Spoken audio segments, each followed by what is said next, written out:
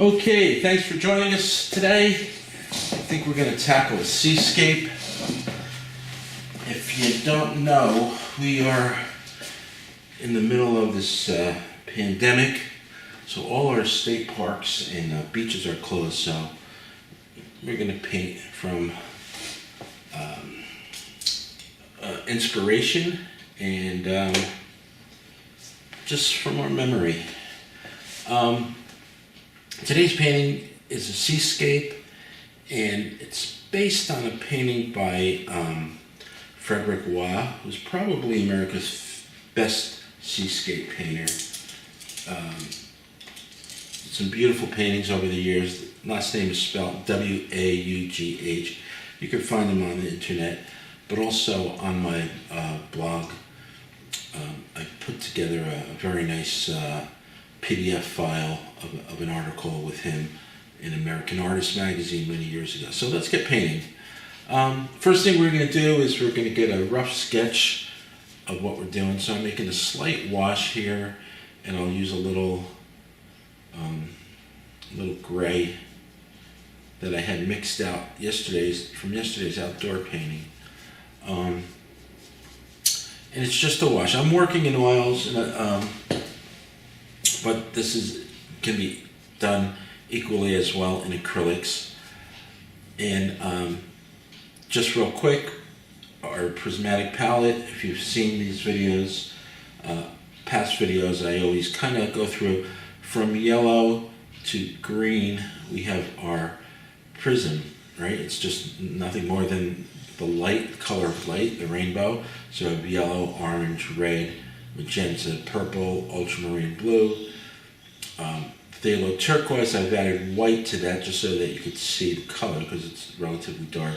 Phthalo green, that's our prism. I also put out yellow ochre. It's a nice dark yellow, and we use it often in all our paintings. And I mixed out some green yesterday for my plein air painting, so it's still on my palette, and that will definitely come in handy today for our picture. So let's get started.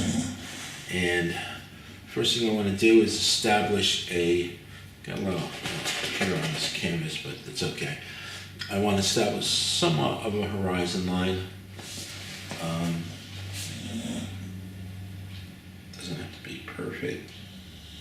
And in fact, there's some movement in there. That's fine too, because that's not a perfect straight line. All right. Just drawing in real quick a sketch in this wash of what's going on in our painting. Maybe I have a rock breaking in over here. Just some basic shapes, some triangles and some rectangle shapes.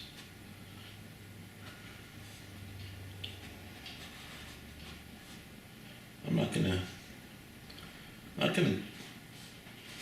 waste a lot of time on this because I'll shape it out later on when I get my water painted in. So maybe I want to come out a little bit wider there. And just so that I want to get some lines in here where I think things might happen. And maybe I have another rock right there. Right? But you'd like to put more than one shape in there, so maybe right about here, just underneath, maybe we'll get just another shape going in here. A little bit smaller, but here in New Jersey, we have some nice jetties on different beaches. So we can, just something like that. So I love to go down the shore and do some studies right on the ocean. Okay, so maybe coming in here, I don't know, we're gonna have some action.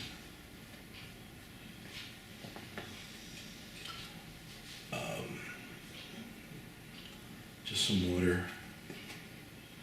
It's going to come across maybe like this. right? This is just the foam that's hitting the rock, and maybe right about here we'll continue our water. And this kind of will go down. So we're gonna have right in here, this is where we're gonna get some nice color. But right in here, this might come in sort of like that. You have to level this thing off. About like that. And then the other thing I want to do is almost in a scallop motion. Well, let me get a little line here, maybe where most of the water ends, right? We'll get a little bit of an angle on it. And it's sort of like a scallop shape. I wouldn't call it an elliptical shape. Oh yeah, we can call it an elliptical shape. We're gonna just get some water rolling in there. And like I usually warn our viewers up front, it's my dog Lola in the background. She's using one of her beds as a chew toy.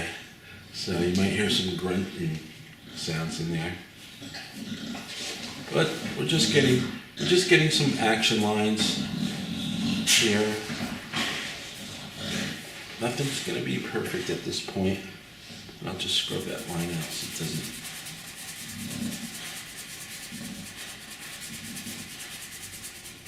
All right, and that's as much we need to do in our drawing. Gonna get some sky color in there. I'll go to a bigger brush, and I think what we'll do is we'll get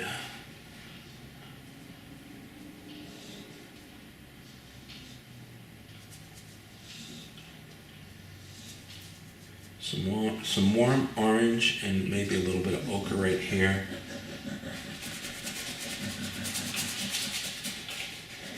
Again, if you've seen some of my other videos, I like to tone my canvas down.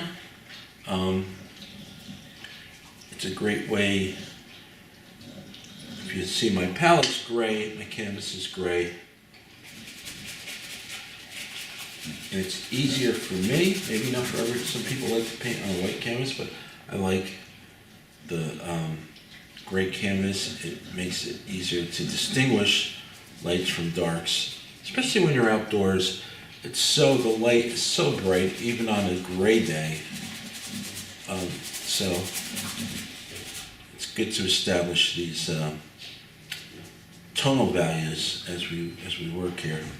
So I'm just getting, as you can see, there's no set pattern. I'm just getting some light in here. By the way, as we go back into the horizon, we'll get a little bit more pink into our clouds, into our clouds. A little heavy on the color, but that's all right. All these things tone down at some point. We can break them down as we mass in some of the other colors. And I like that. And it doesn't hurt at this point to get some of that highlight into our wave. We're not going to be locked into this shape right now, but as long as I have it on the brush, it's nice to establish that on the top edge. So this is the top edge of our wave.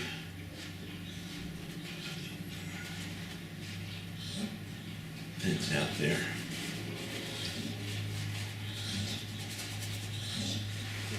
I'll leave that as is. As long as I'm working with light tones, maybe I'll get a little bit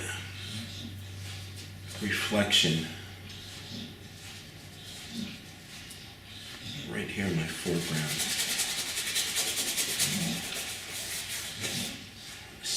I accidentally picked up a little bit of green on there, on the brush. I don't know if you can see it, but that works great for us. In painting, the general principle or rule is to get your shadow shapes in first, because that sets it up. It's sort of like a skeleton for where you want to put the light. But in certain situations, we can break those rules. And in fact, we're breaking them right now. So I'm just getting this light on the canvas. And I'll switch to a smaller brush now. No, I'm not going to switch to a smaller brush. I'm going to stay with this big guy, and I'm going to get the rest of some of that sky color in. We're going to get a very low tone blue. We don't want it to be that bright, so I'm mixing some of this gray into it, maybe a little bit more white. It's great to use all the colors that you mix out on your palette. It's kind of a nice way to create some unity in your painting. So when I get a color on my canvas for the first time and I'm not 100% sure of it, I'll punch it into the corner. I can't go wrong. Sometimes it's nice to vignette those corners from dark to light.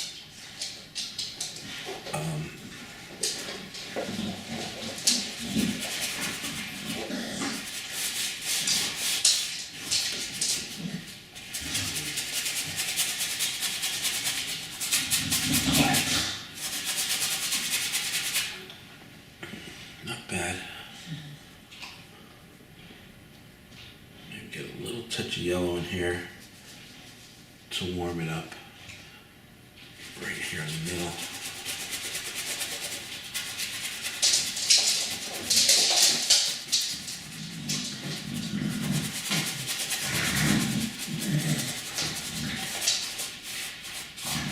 Just blend that out.